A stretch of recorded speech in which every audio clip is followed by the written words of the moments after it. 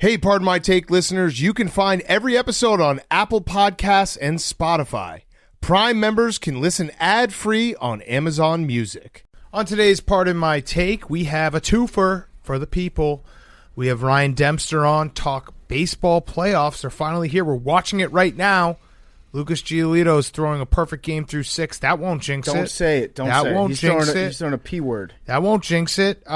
We have also fullbacks coach of Army football, Mike Viti. He won Football Guy of the Week. He's the guy who got headbutted and stood his ground even though he was a little dazed. Man's man. Pretty much like everything he says just makes me motivated to be better than I am. Not that I'm going to do it. No, it just makes me feel like less of a man. He could get me to go to the gym. Once. Twice. Yeah. 2 times in a week. If there was a smoothie bar afterwards. If he woke me up. Like if he was standing over me in bed. If he headbutted you in bed. Yes. Yeah. If he dragged me to the gym. So we have that. We have Monday Night Football recap, baseball, hot seat, cool throne, guys on chicks. All of it is brought to you by our friends at the Cash App. Pardon My Take is always brought to you by the Cash App. We're in the Cash App studio. It's the easiest place to send money to your friends. It's also the safest.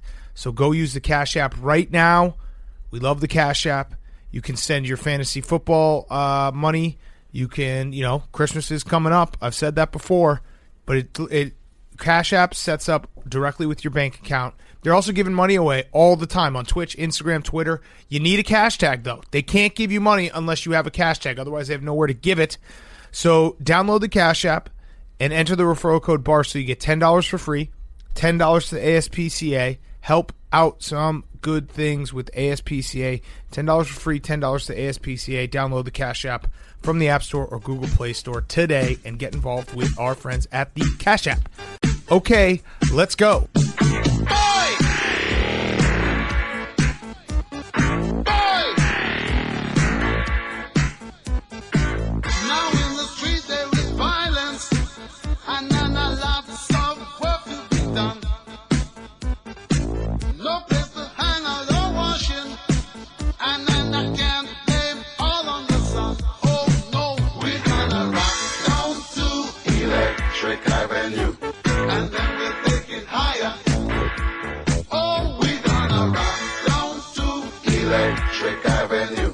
Pardon My Take, presented by Barstool Sports. Welcome to Pardon My Take, presented by the Cash App. Go download it right now. Use code Barstool. You get $10 for free, $10 to the ASPCA. Today is Wednesday, September 30th. PFT, I don't want to do it. Wake up the guy from Green Day. PFT, I don't want to do it. What? I don't want to do it, but I want to do it. You want to say that the Ravens are frauds. They're such frauds. They're frauds. They're frauds. I don't think they're frauds. They're frauds. In the way that Ja Rule uses the term, they are frauds. They're frauds. False advertisers. The Ravens are frauds unless they need to beat a team when they're down 10 points or beat the Kansas City Chiefs before I take them for real. They panicked. They looked terrible on Monday Night Football. The stat was 18-0 with a 10-point lead, 0-5 with the 10-point deficit. They can't come from behind. They are frauds frauds. I think that maybe they should spot the Washington football team 13.5 points to start the half, and then they can come from behind. They can prove that they're able to do. Maybe that's what was happening. Maybe they were looking forward to a real competitor in Washington football next week and overlooking the Chiefs this week. But yeah, the Ravens are not built. They're not built to come from behind. They're false advertisers. Okay, all right. Here, I'm going to explain it in a way that is a little bit softer, okay? They're not frauds in the fact that I don't think they're a bad team. I'm not saying they're a bad team. They're a very good team. A very good team. But kind of like Oregon back in the day with Chip Kelly when they would lose to like Stanford in November when the games got tougher, I don't, until I see it, I don't trust that the Ravens offense can work when it gets in a hole or when it plays the Kansas City Chiefs. So therefore, they are a very good team. But guess what? If you're a Ravens fan, you should actually be happy I'm saying this because I'm not saying they're frauds. They're a bad team. I'm saying they're frauds as Super Bowl level. You know what That's you need to what do, I'm Big holding Cat. them to. I'm holding to that standard, and at that standard, they fall short. You know what you need to do? You need to compare it to another fraud team in a different sport so that people can connect the dots and be like, oh, yeah, that's right. He's correct about that point, and incept them into thinking that maybe they're frauds. So you might go a route of saying, like, are the Baltimore Ravens the Houston Rockets of the NFL. Weird, yeah. Gimmicky. They're analytics. Mickey Mouse-ish. Okay, let's have a real discussion, though. Do you not agree that, and I think you're kind of starting to feel the same way, even though you want to say it. I'm here for the Houston Rockets comparison. Yes. Because when I put those two together in my head, it started to make sense to me. Yeah. Because, like, by any objective measurement, the Baltimore Ravens are awesome. They're really good. And you know what they're going to do? They're going to absolutely steamroll everybody, and they're going to make me think that they can beat the Chiefs. And then the playoffs, the Chiefs are going to beat by 40. They shit pump all the bad teams. Again, like Oregon football, Houston Rockets, teams that do something a little different, but when the chips are down and you need – and again, this is Patrick Mahomes we're talking about. It's okay to fall short against Patrick Mahomes, who's the best player on the planet, who, as an aside – Patrick Mahomes I love when a guy like Mahomes, who is the best player on the planet, is still using the top 100 list as motivation. Mm-hmm. And it's like, but dude, we don't actually think that you're not like the best quarterback. Yeah, you have $500 million. You're the best quarterback. You are it's okay. Very good. Like some stupid poll. Like I appreciate that you're using it as motivation, but if you actually polled people with a brain, they'd be like, oh, we want Patrick Mahomes. You got to find stuff to get pissed off about, though, at that level. It's true. It's the Jimmy Butler thing, it's right? True. You got to find things to make you mad, and then you go out and you play better. And I think that I would bet that Patrick Mahomes is going to complete a pass to, obviously wide receiver. He's got running back. He's got fullback. He's got left tackle. He'll throw into the right tackle. He might work out a way to throw, like, have a guard-eligible play. That underhand shovel pass was so fucking awesome. And the working man's pass. So, all right, so back to the Ravens real quick. And, again, what's going to happen, I'm going to have a lot of Ravens fans be like, dude, the Bears are frauds. I agree that they kind of are. I don't think the Bears are, like, exceptional team. That's different than me not apologizing. I won't apologize for 3-0 while also thinking, like, yeah, this might not end so well, but I'm going to enjoy the fucking ride. And we have to define what is a fraud and what is a bum, because there's a difference between being a fraud and being a bum when it comes to sports talk radio. When you're a fraud, it means that the expectations are there, and then you end up defaulting on that. You end up false advertising yourself. So I don't think that the Bears, they're not making any promises to me right now. No. My eyeball is looking at the Bears, and I'm thinking, yeah, 9-7. The Bears are a roller coaster that you get on, and as you walk on it, you're watching someone walk off that's like missing a limb and has a bloody nose. And you're like, this doesn't seem safe, but I'm going to do it anyway. You're going to Action Park when you go to the Bears. You're like, I'm going to have a heart attack in the Tarzan pool. I'm probably going to get knocked unconscious in the wave pool. Who knows what's going to happen on the rope swing, and I'm probably going to die in that circular tube. Same analogy. The Ravens are the roller coaster you get on. It's shiny. It's beautiful. Now we sound like coward. Yeah. It's beautiful. It's shiny. It's state-of-the-art. And then it doesn't really go that fast. And then all of a sudden it just stops in the middle of it, and you're like, wait, what's going on? I thought this roller coaster was incredible. I thought it was the greatest new thing that we've ever seen. Can they figure it out? Sure. I have to see it before I believe it, that Lamar Jackson, as exceptional as he is, and he is exceptional, but that offense, when it's down and they have to throw the ball, I actually think, you know what would make me take back the Ravens fraud statement, is if they just committed to the run even when they're down. Because that first drive, they were going right down the field. I don't know why Harbaugh kicked a field goal. He should have just gone for it, because he seems like the guy. He's been pushing like, go for it, go for it, go for it. That set the tone like, all right, we're going to kick a field goal 4th and 3. I mean, he watched the blueprint. He watched the film of the playoffs last year. If you go up big on the Chiefs, then they outscore you. Right, so you can beat the Chiefs with 3. Right, he didn't want to go up by 10 points on the Chiefs, because then he's fucked. Right, and then they get in that hole, and it just keep running the ball. I don't know. Just keep running the ball, because you can do it better than everyone else. When the Ravens are running and they're running well, it's and yes, what's his name dropped a bunch. Mark Andrews dropped passes that he shouldn't have dropped, and a couple things could have gone differently. But the Chiefs have their number. Did you see the wristband that Lamar is rocking? How many plays he has on there, and the font has got to be. I mean, it's probably like 4-point font that's on his wrist. It's insane. He's probably got like 50 or 60 plays that's on there. Like, that's something you would get like a personal pizza party for in elementary school if you read the whole thing. It's crazy. And like Harbaugh, to his credit, like he tends to stick with what works, right? So he usually, he goes for it on 4th down. He does stick with the run more than most coaches would, because he knows that like at the end of the day it's going to be a matchup problem if you are running the read option. They can't stop it all the time, but then you start fighting against the clock, and that's when you make an enemy of the clock. Then you've taken a tremendous weight off Andy Reid's shoulders, because that's one less person that he has to do battle with. He doesn't have to play the 12th man. Yes. All right, let's look real quick, because I'm sure what's going to happen is after I say the Ravens are the frauds, they're going to rip off like 10 straight wins, just like last year, but especially in a year when you only have one bye. That game became so important last night with only one bye, and now you have to play more games in the playoffs. They're going to kill the Washington football team. They're going to kill the Bengals. They're going to kill the Eagles. Yep. So the next 3 weeks, in 3 weeks' time, I'm going to look like an idiot, but I'll still stand by it this time and say that when they have to start playing the big boys and they have to get out of a hole, and the Steelers are going to be a tough matchup this year, it's not going to look the same. Counterpoint, Big Cat. Lamar Jackson said the Chiefs are a kryptonite.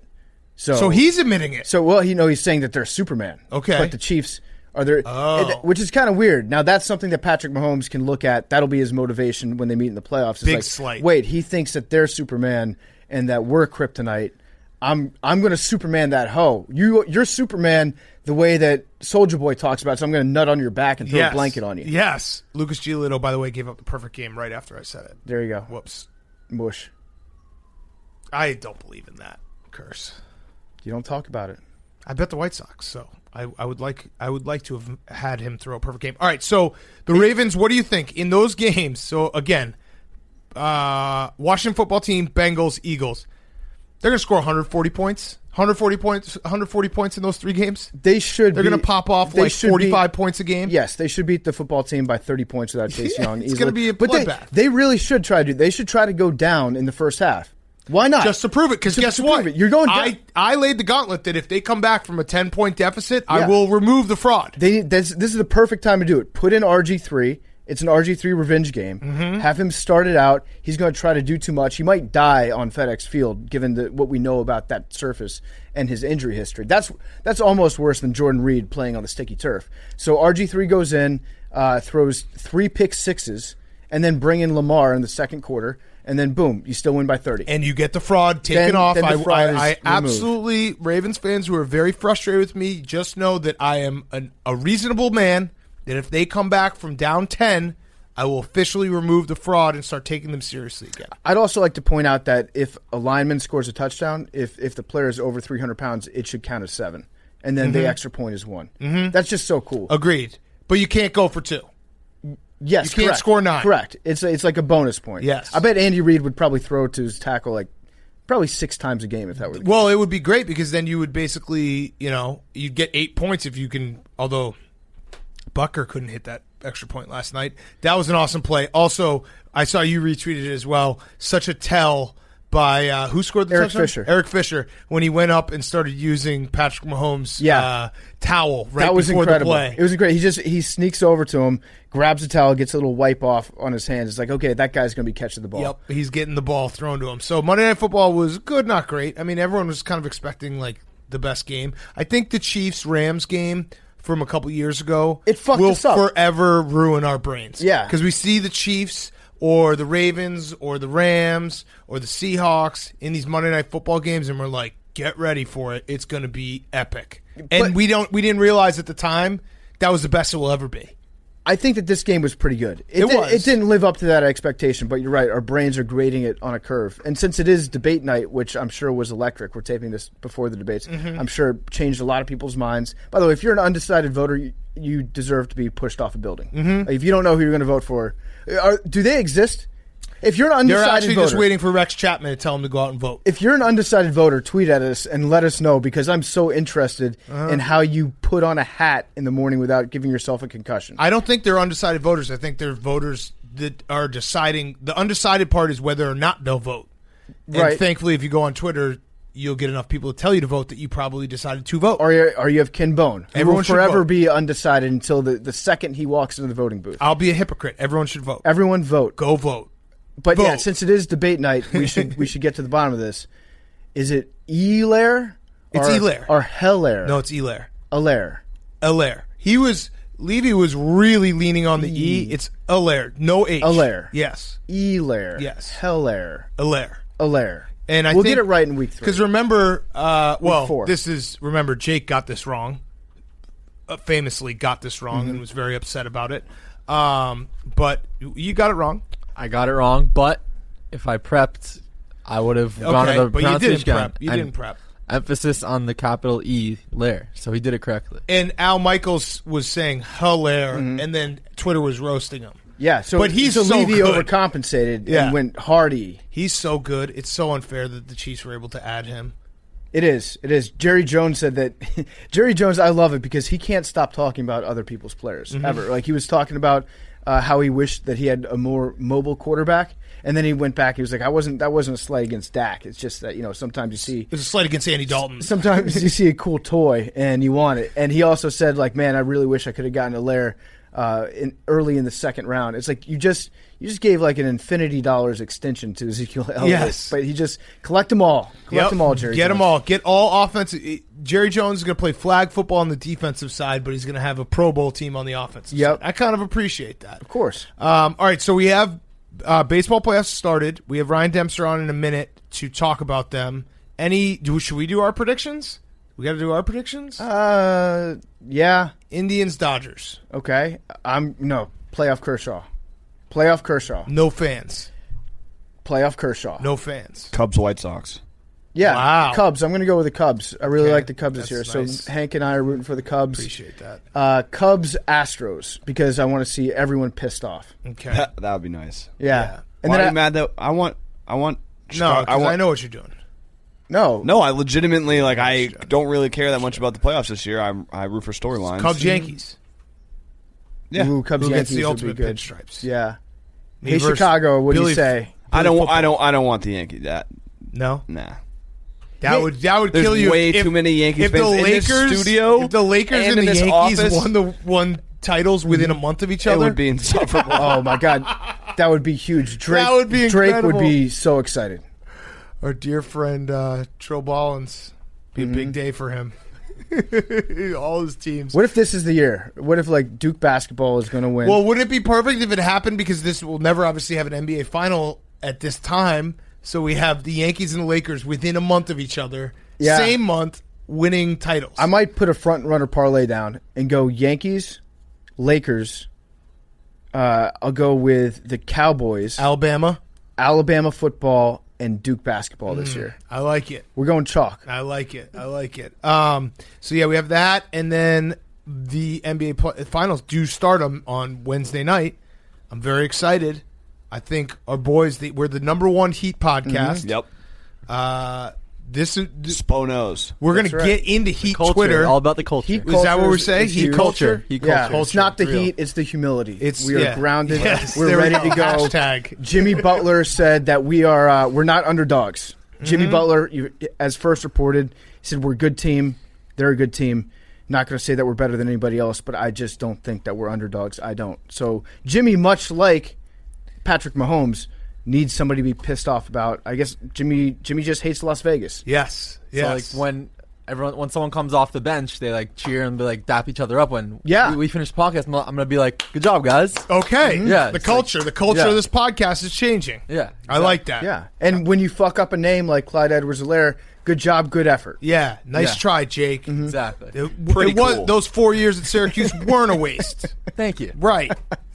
Pretty cool. Yeah, pretty cool. Medium cool. I fucking love the Heat. I fucking love them. The Heat. If the Heat beat the Lakers in the finals, and now I can tell Hank's getting amped up just hearing the possibility that the Lakers and LeBron might lose in the It's finals. not going to happen. It's not gonna. It's probably If not you're gonna. if It's not gonna be close. if you are listening to this in Pennsylvania, I've reached my pinnacle of life of just creating grudge bets. But there is a bet now on the Barstool Sportsbook app that's just Lakers alpha dog. You can bet who has more points, Anthony Davis or LeBron James. No Whose Caruso? team?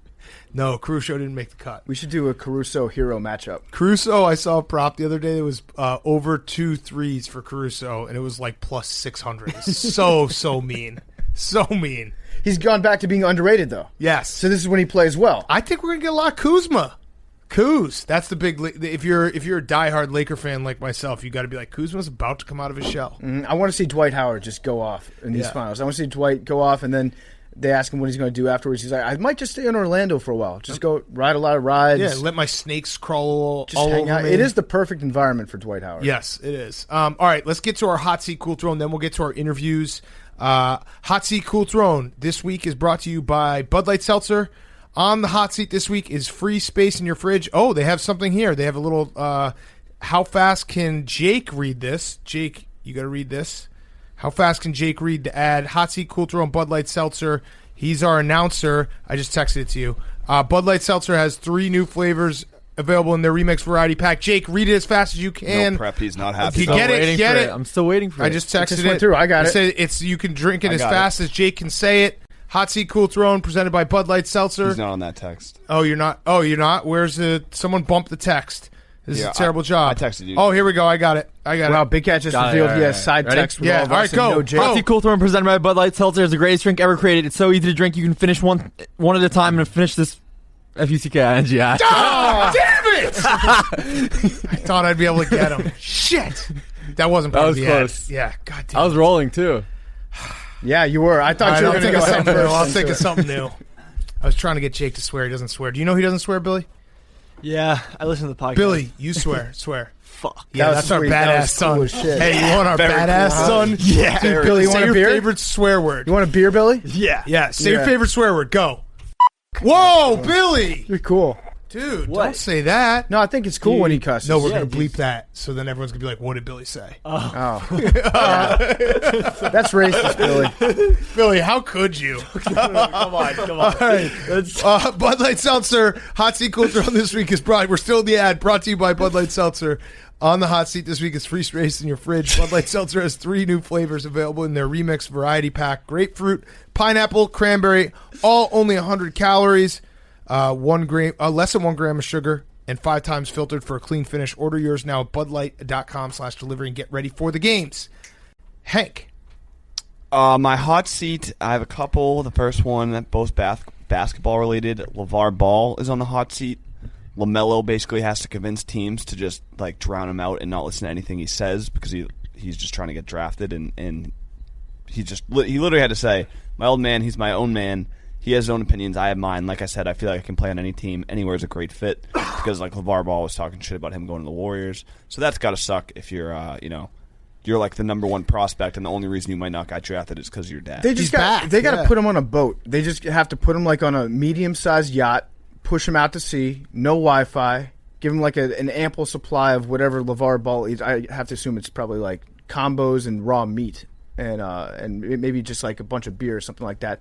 Get him out with no cell phone service and just send him out at sea for, until it's an appropriate time where he can't ruin your career and bring him back. Yep. My other hot seat, Karl Anthony Towns, took a big-time ricochet shot. Andrew Wiggins got interviewed and asked about how he feels about Jimmy Butler because, there's rumors like he was a locker room cancer and that Wiggins and Towns were the reason he left, and Wiggins basically said that it was all Karl Anthony Towns. He said, I feel like that was from certain people that couldn't handle certain situations.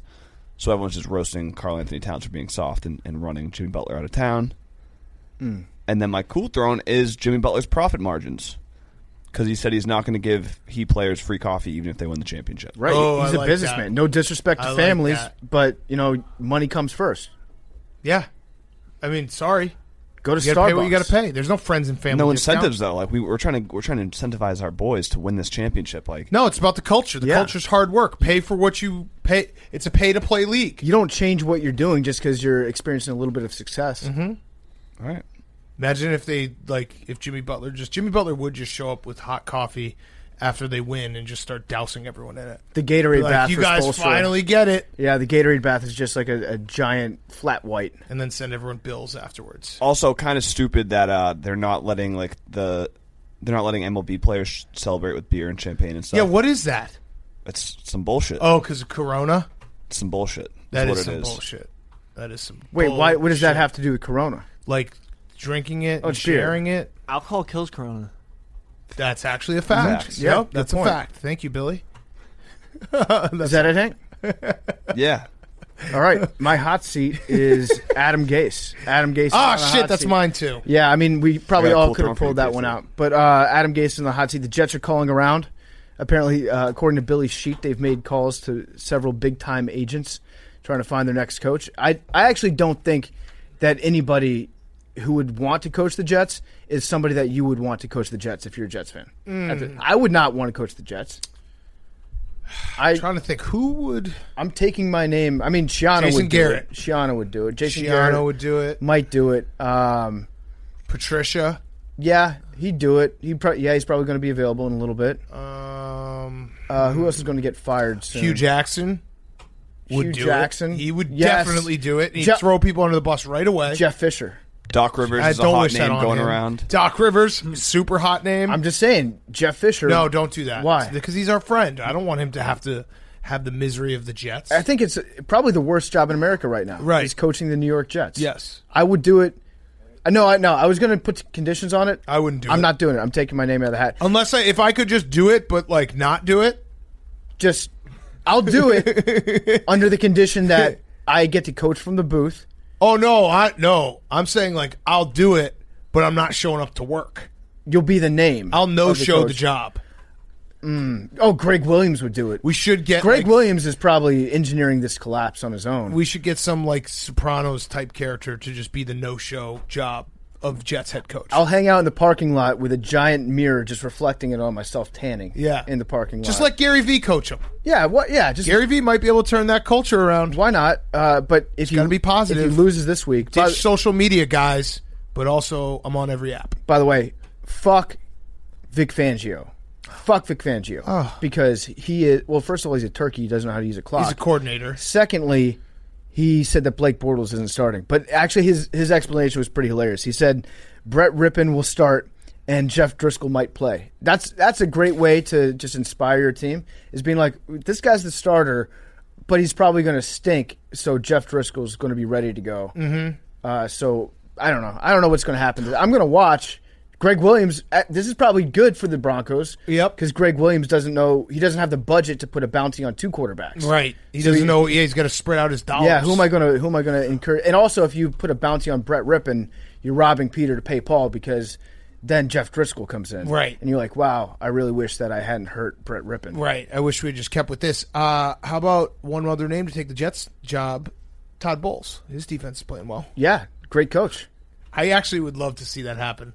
To just be like, Todd Bowles, our new head coach. But wait, wasn't he the Todd Bowles, our new head coach? We screwed up. We Yeah. admit it. Rex We're Ryan, begging our for new you head back. coach. Who was the last Jets head coach to have a winning record? Rex Ryan. Probably. Well, Todd Bowles No. might have been. Bill Belichick. No, Rex He was Ryan. 500. Rex Ryan had an overall winning record? Oh, overall. I thought you meant Yeah, no, season. overall over the tenure. I mean, he had some good teams, so he might have. Belichick didn't have a losing record. Belichick he was 500. What do you mean? He didn't coach a game with the Jets. Correct. He Right. 0 wins, 0 losses. Can't divide He by was 0. 500. He was Rex at 500. Ryan as a head coach of the right. New York Football Jets. I'm scrolling. Jeez, Rex Ryan's got a fucking huge Wikipedia. He was 46 and 50. Damn. Just missed. 4 and 12 in his last season really did him in. Come on, Rex. Otherwise, he was right there. All right. Do you have a cool throne? My cool throne is J.J. Watt loving his brothers the most on the Houston Texans because Earl Thomas is not signing with the team. So, J.J., do you see what I did there? Yeah. Earl was virtually like guaranteed to sign with the Houston Texans, and then it just was reported a second ago that he's not after his medical examination. So I don't know what they turned up there. But what's up, Billy? I heard he might go to the Eagles. Oh, because of the city of City of brotherly brotherly love? love. That's a good joke, Billy. Well done.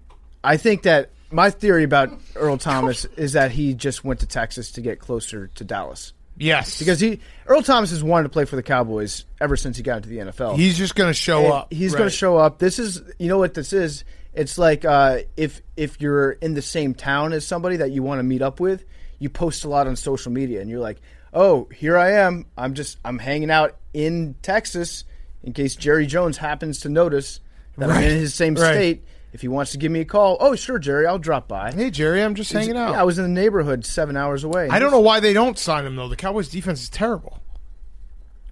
If he wants to play for him, just play for him for the minimum. Yeah, he should. Yeah.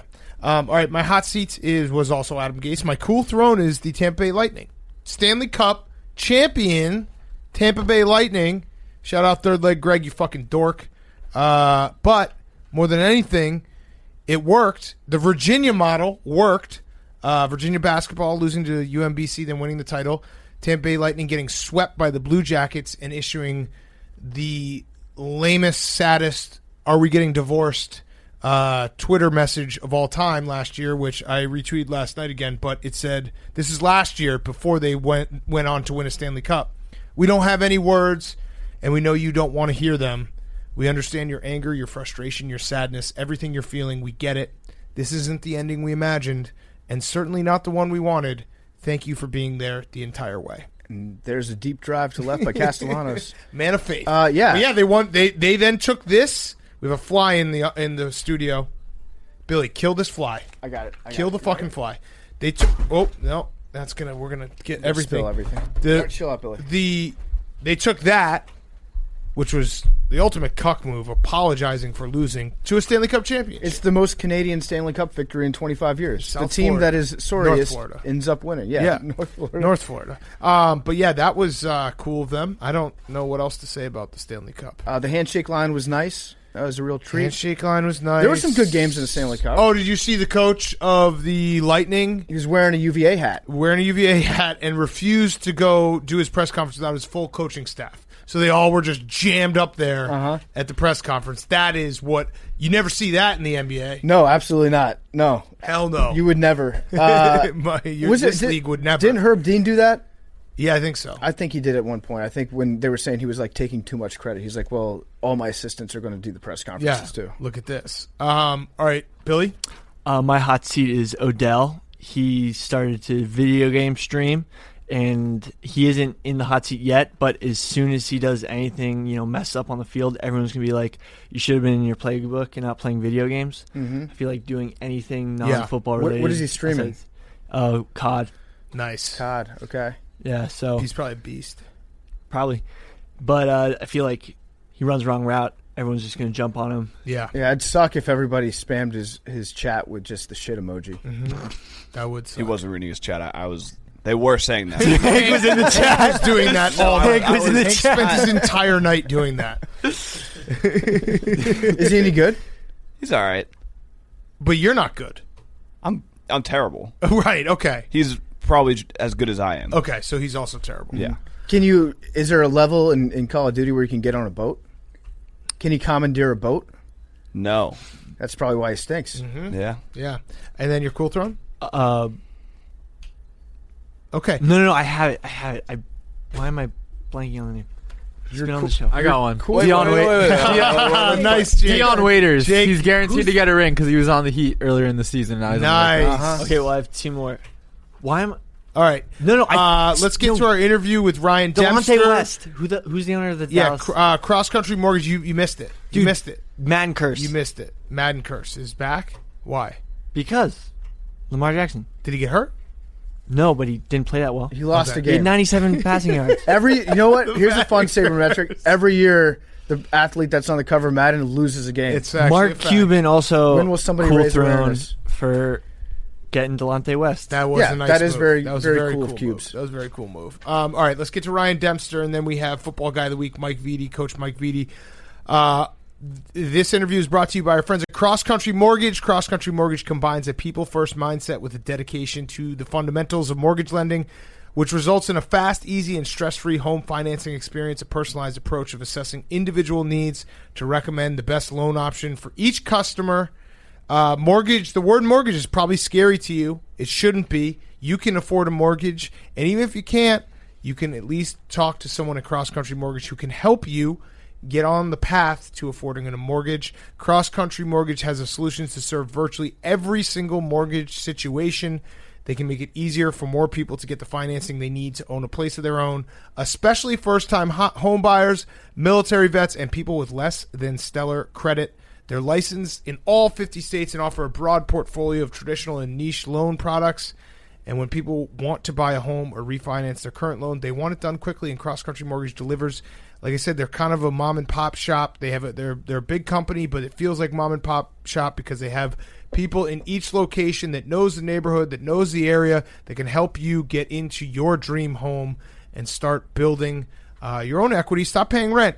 Start paying your mortgage down and start building your own wealth with Cross Country Mortgage. They will help you out, and they're super easy and super effective, and they will get back to you within 24 hours if you hit them up, even if it's just a question, even if it's a refinance, if it's a new mortgage, whatever it is. Cross Country Mortgage has it. So go right now, ccmlens.com/take to learn more about your future home buying experience. That's ccmlens.com/take, LENDS, by the way, ccmlens.com/take to learn more. Cross Country Mortgage LLC, NMLS 3029, Equal Housing Opportunity. Go to crosscountrymortgage.com for licensing and disclosures. Okay, here he is, Ryan Dempster. Okay, we now welcome on a very special guest. I have a lot. You have a resume that I have to go through that is fantastic, but it's missing one thing. So, Ryan Dempster, 2013 World Series champion, 16-year MLB veteran, two-time All-Star, analyst for MLB Network and Marquee Sports Network, where he hosts his own late-night talk show, Off the Mound with Ryan Dempster. They didn't put in here, only guy in Cubs history to have 50 wins and 50 saves, and also didn't put in here Hall of Famer. Canada, but Hall of Famer. North of the border. Yeah, it's fine. What's up with that? Why aren't we acknowledging the Baseball Hall of Fame in Canada? I don't know. That's a good question. There's a lot of fine baseball players up there. I'm lucky to be in that group. That's for sure. That was a special moment. Being a Canadian kid, you don't grow up thinking you're going to be in the Hall of Fame anywhere. Like maybe your high school for something other than sports. But it was pretty wicked to be able to go into that Hall of Fame. To have Fergie Jenkins give me the jacket too, like the greatest Canadian pitcher ever. So it was, thanks. I appreciate that intro. Yeah. Would you say that you're a top 3 Canadian pitcher of all time? I would put myself in the top 3 just for statistics. Top, yeah. I mean, Fergie's got everything. He's like wins, strikeouts, complete games, the best hitting pitcher ever, innings pitched, although he won't even sniff my grand slams given up. So I got him way more on that. What's the Canadian version of Mount Rushmore? Mountie Rushmore? You have like 4 famous moose that you talk. I don't know. We don't really have anything. Yeah. I don't know if we don't put our tax dollars to that. I don't know what it is. Yeah. Yeah. All right. So we have Ryan on to talk a little baseball playoffs. I'm going to save a few Cubs specific questions for the end so that people aren't like, all you did is talk about the Cubs. Let's do a general questions first, and then we want to maybe talk about each series. In terms of no crowd, obviously everyone's used to it because of the regular season. But what do you think that has, what impact does it have on guys in the postseason when you need maybe that little extra juice? Who's it going to hurt more, the pitchers or the batters? And how do you see that playing in front of no one in these high intensity situations? Yeah, that's a good question. I think when I've watched it this year, and I've been in Wrigley and seen, calling games and seen kind of not having the fans and what it does, I think it benefits the young pitcher who's never been on the stage before. Just for the fact those guys I remember what that's like starting a first playoff game, and then when you're a young guy with a little bit of experience and you're all of a sudden in a visiting ballpark and that place is bouncing, it gets intense, man, and you got to try and learn to control those emotions. And now when you don't necessarily have that, I think that it can maybe be a little bit, I don't know if easier is the right word, but maybe a little bit easier to control those emotions, to be able to hone it in and just focus on what you're doing. But I think we've seen it across the league all year. I think there's certain players in the league that they love that, right? They love the energy. When there's a big base hit, it's like, I'm going to take the next base or I'm going to make the next play, and they feed off of that. And I think you'll see certain players, I don't know who they are necessarily, but certain players do feed off that. I think certain ballparks do an unbelievable job. LA's ballpark, man, watching those games on TV, it sounds like you're watching a normal Dodger game. Mm-hmm. Just the adrenaline, the ability to dial that crowd noise up at the right moment, the right time, and some people a little quieter. Heck, I was just watching the Twins game, and they they got fans in the stands. They got Yeah. employees in the stands, but it's pretty cool, to see them do that. But such a different feel, isn't it? It's nuts, man, having no. What about you in particular? Like if you were just throwing in practice and then comparing that to a playoff game that had fans in the stands, could you see, like, would your two-seamer creep up to like 91, 92 miles an hour just feeding off that adrenaline? Yeah, you can. I love that, all the way up to 91, 92. Bring the gas. Yeah, all of a sudden now I got to, I can really rear back and dial a four-seamer in at 93. I found as I got experience and that when the crowd noise gets like that, when you get a young hitter in the box, that's where you can actually dial it back a notch. You can be like, use that dude's like making sawdust out of the bat handle because he wants to hit so bad. And then you're like, Kyle Hendricks just pull the changeup on him and, twirl him into the ground. So, it's there's definitely, I think you're still going to have your dudes. Everybody throws 100 nowadays. So they all know how to dial it up when they need to, but whether it's, reaching the back pocket for a little extra grip to make sure they can get that spin rate up or whatever it is. But I don't know what it'd be like having no fans. It'd be super weird. So you obviously, your career, you were known obviously as a really great clubhouse guy, a glue guy. You were in the bullpen. You were a starting pitcher. In the bullpen in the playoffs, is it still loose or does it change completely and everyone's like, oh, fuck, I could be in a second in a high-leverage situation? Or do you guys try to act like it's kind of like the regular season and goof around? Because I'd imagine the bullpen's pretty fun innings like 1 through 5. Yeah, you're exactly right. Like during the regular season, it's like innings 1 through 7, like even like 1 through 8 because nobody talks to the closer after the 7th anyways. But in the playoffs, it's like innings 1 through 4, maybe 5. Like unless you're then if you're cruising, it's good. But it's dialed up, right? One game can change the complexity of a series, so you got to be so sharp and ready to go in and be mentally prepared once it happens. So it definitely is a little bit more high energy, a little bit more intense, a little bit more focused. I can't be out there goofing around telling jokes to people in the front row like I used to in the 5th. I gotta be ready to go in case you get called on. So, it's, like being in the World Series in 2013 out of the pen. Whoa. Like, you couldn't wait to get down there. You're like, how do I get down there? I don't know if what happens if the starter blows out on the first hitter? I got to be ready to go. So it was, it's definitely a tick up. Everything becomes amplified. Your pregame warmups, your intensity around the dugout, everything's just sharper, crisper. I always liken it to you play the regular season in like 720p, and then all of a sudden like high definition TV kicks in the playoff times because it just becomes intense. Yeah. Was there any manager that you had, because you played for I guess a wide variety of personalities leading your teams? Was there a manager who didn't get you, or that you had to adjust your personality? Or I would imagine like maybe Lou Piniella or Jim Leland. Like Leland to me seems like a no nonsense kind of guy, but would you have to find yourself like adjusting your jokes and personality around him? Yeah, well, like Leland was the one, because he was my first manager in the big leagues. I got called up. They just won a World Series in '97, and then they dismantled the whole team, and he had to deal with us going out there and losing 6 days a week. So it was, I think him getting me was more like I needed to learn how to be a big leaguer and respect being a big leaguer, probably more so.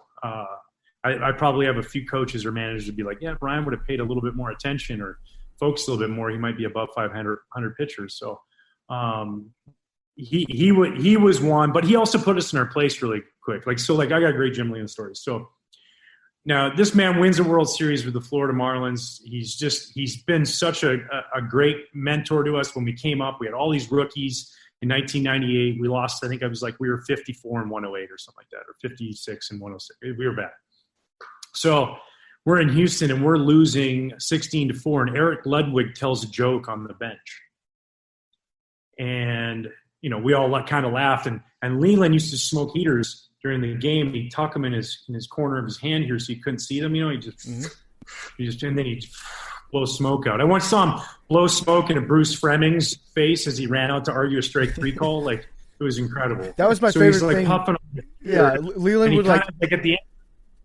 Yeah, you got it. Like if you were to tuck a cigarette, I don't have a pen or something. Yeah, no, he would try to hide it from the cameras. Yeah. But then he'd take a big hit out of it and then just exhale just this giant cloud. And you're like, I think he might be smoking. Exactly. It was so awesome.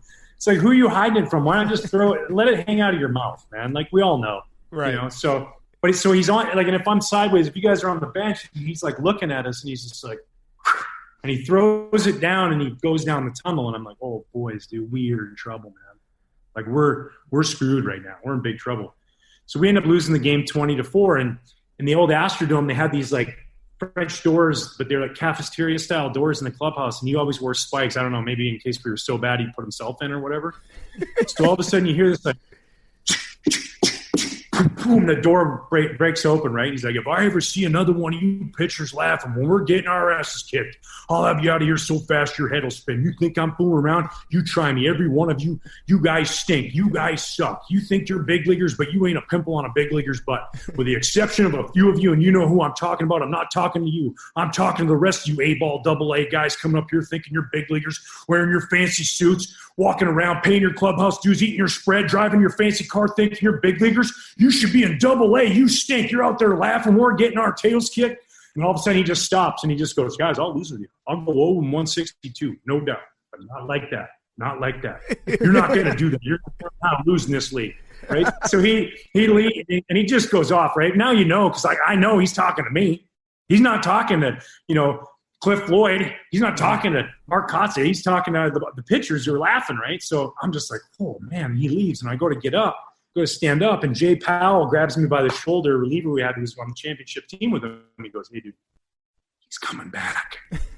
He's coming back. And I'm like, what? Okay. So all of a sudden, and another thing, and he just goes off again 5 times he did this, right? But he had the best line ever, and I thought this was so great, is he walks out and comes back in the 5th time, and he goes, I'm going to my office, and I'm smoking a cigar, and I'm having a whiskey. And if I come back out here in this locker room, and there is anybody in here, I am calling the cops and having you arrested for impersonating a Major League Baseball player. Get the hell out. That's such a great line.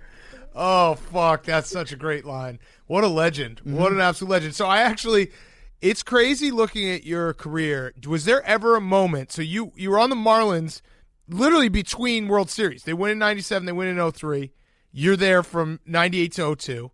Then you go, and now you're on the Cubs in 04 when they're 5 outs from the World Series the year before, and it seems like things are going that right way. Everyone knows 07, 08 falls apart. Was there a moment where you're like, am I just the jinx here? Like, is this me? Is it my fault? Because I've been around teams that have been good, but we've never actually done it. Yes, 100%. I was like, after the 08 season, when things just started, I had the playoff game and I give it the grand slam, and I'm just like, oh man, like, is this for real? Like, I get traded, me and Cliff get traded, they win the World Series in 03, and then that happens, and then all of a sudden we start, and I'm like, man, maybe I am the reason. Like, they traded me, they won, come here, we can't win a playoff series. You start to have some serious self-doubt. You do a lot of therapy, you talk to the right people. You try to eat better. You try to take care of yourself better. But, it was like in 2013 when John Farrell was like, hey, we're going to stick you in the bullpen for the playoffs, and I kind of just want to be like, dude, are you sure you want to put me on the roster? Like, I think maybe if you just had me as like a guy that could like get the beer for the bus or, that's pretty much what I did anyways the whole time. I only pitched 1 inning each series, but it definitely gives you a lot of self-doubt, no doubt about it. Yeah. So when you're coming in and you're facing like one batter like that, and you know that might be your job on any given night, is there a danger of over-preparing and overthinking it and realizing, hey, I've got maybe 5 or 6 pitches if I do my job correctly. I need to make sure that they're all perfectly planned out, perfectly placed. Yeah, you know what? You're right though, and too, like, you can't, as a starting pitcher, you're mapping out a game plan and how you want to set a guy up in the first so that you can face him again in the 6th. You'll be able to get him out. And as a reliever, it's like, I need 2 pitches right now when I'm getting loose. I need them both ready. I can't worry about my 3rd pitch. If it comes, great. And I don't got time to set anybody up. That's the one thing. When you're relieving, there's no setting up anything. It's kitchen sink. Dump it all out there. However, I got to get these guys out, and it's intense. Like I pitched 8-0 game in the game 1 of the World Series in 2013, and it was probably the most intense game I'd ever been a part of. Pitching with nothing lead, I'm like, whoa. Okay, right. Take a deep breath, and then Matt Holliday hit one off the turnpike, and I'm like, And then Johnny Gomes had the best line in the shower afterwards. He goes, "Hey, Ryan, think about it, though. If you finished the playoffs with a 0 ERA, nobody would have thought you would have pitched. So True. you got to give up one. That's a great spin zone. You showed up in the box score. Great So, teammate. Great teammate. yeah. So these playoffs, as weird as they are, we're big on. I'm a big believer in baseball, and we could talk about baseball growing the sport, but a lot of baseball fans care about their team and maybe not the rest of the league. So we want to give our listeners of our show something that they can sound smart if they're talking to their friends about the playoffs. So if you want to go through the AL and the NL, some of this will be outdated. We're going to run this tomorrow. There's games playing right now.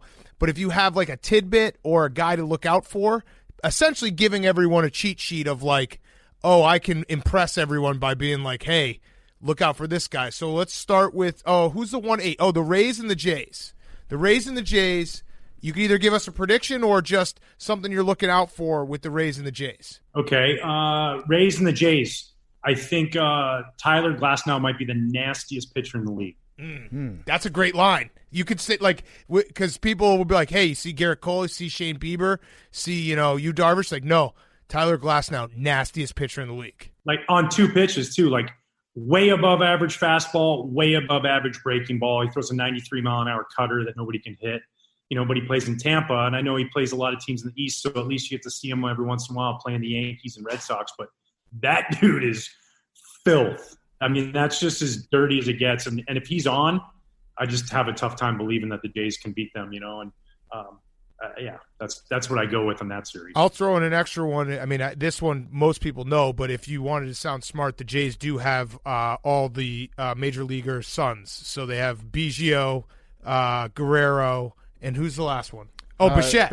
Yeah, Dante Bichette Jr. Yeah. And Travis Shaw. So just throw those guys out there and be like, hey, you wouldn't believe it. All they these guys. They got a nice, like a thick catcher too, right? Real thick catcher. Thick. Big I actually ham think hock boy. He looks like he's one of he looks like he's a backyard baseball player, like from the video game. Like he's like smushed.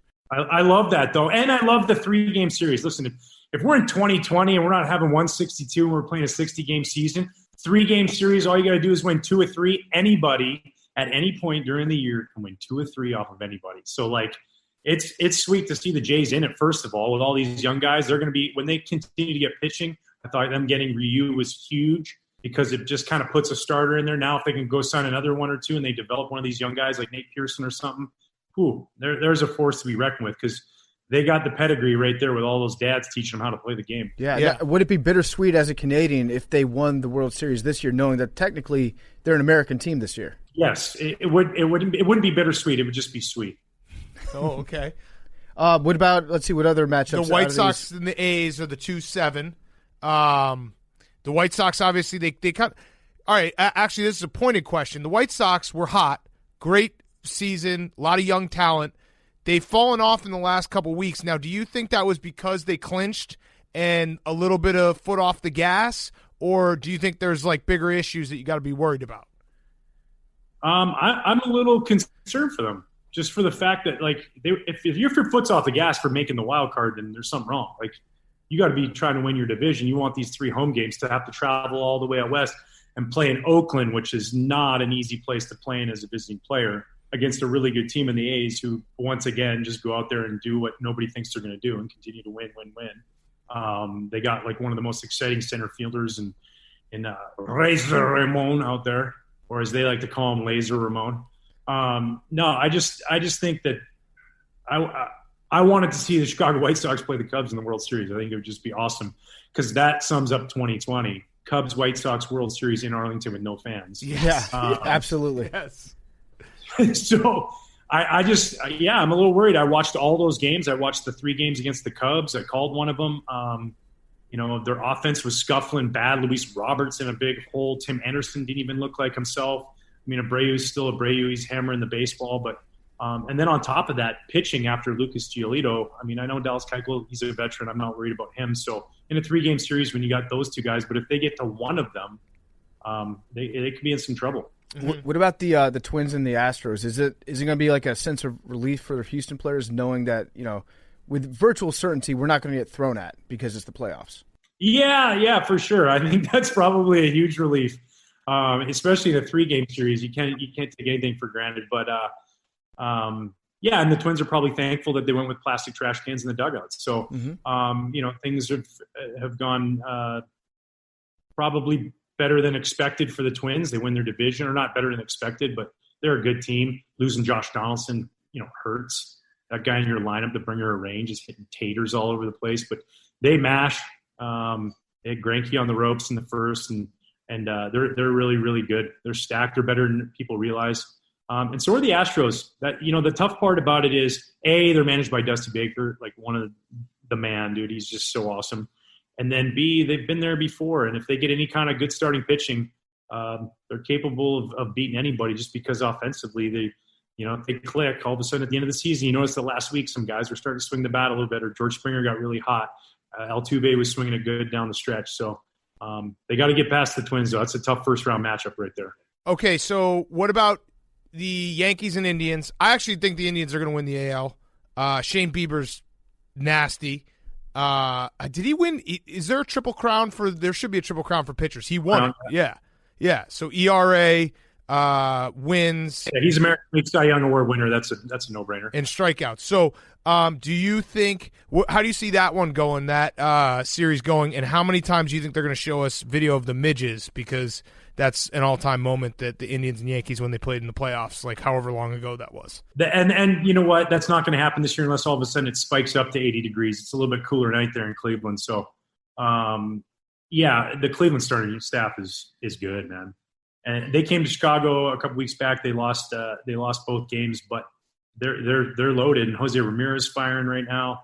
Kind of hit his way back into MVP contention. But at the end of the day, I mean, you see it every year, dude. The guys who get to the finals and are the last 4 teams standing, last 2 teams standing, usually the last team standing, they have the best starting pitching. And the Cleveland Indians are loaded. Mm-hmm. They're so loaded that they get traded Trevor Bauer and Mike Clevenger, and we're good. Yeah. We still have guys. Find teams out there that can do that. There's not many of them. So they're stacked. They got a sneaky good bullpen. The dude, I'm thinking, not losing his name right now, number 99, Ricky Vaughn, Kamachek, or what I'm talking about. He wears 99. He's got the haircut like him and everything. Thing. Look at that guy's numbers, and then watch him pitch. He throws 98 with a ridiculous Foch type changeup. It's unreal, man. He's punching out 16 per 9. And they're good. They're really, really good. If they score runs, but that pitching staff, good pitching beats good hitting every time, and they're loaded in the rotation. James Karinchak. There it is. James Karinchak. There we go. It's funny that you brought Locking on him, dude. That guy's dirty, and he goes full 99 Rick Vaughn style with the haircut and all. What's the difference between being dirty and being nasty? Ooh.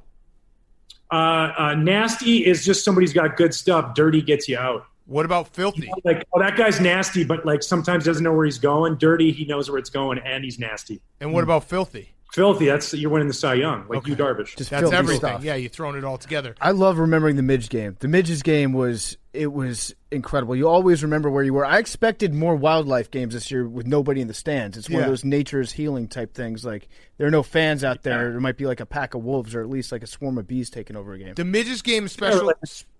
Squirrels. Yeah, the special place in my heart, because I think it was the first time, and I might be dating myself, that I watched a sporting event in HD TV. Yeah. And I was like, holy shit, this is real. Maybe we should go back. Yeah, these midges are in my living room. What the fuck is going on? All right, so let's switch to the NL. The Dodgers and Brewers, we don't even have to talk about that. Come on.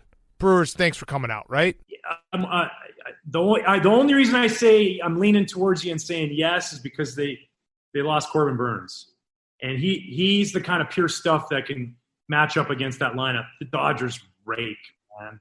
They just mash the baseball. So you need to either locate incredibly well, or you got to have overpowering stuff. And they got a couple guys with some overpowering stuff, but I just find it hard to believe that they're going to fly out to LA and beat those guys. I just think the Dodgers are just they're drooling. They're just waiting for everybody to come through there. It's the 8th year in a row. They won the division. They're like, now's our time. So, yeah. Counterpoint, though, playoff Kershaw. Or do you think that the lack of fans is actually going to be a benefit to Clayton Kershaw?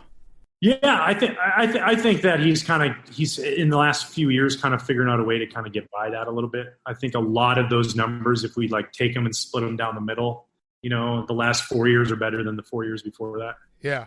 And he's nasty. He's nasty this year. Yeah. He did have a rough his last time out, but he's really, really good this year. So Braves are red hot. Braves are Atlanta sports, so we just assume that's going to end poorly.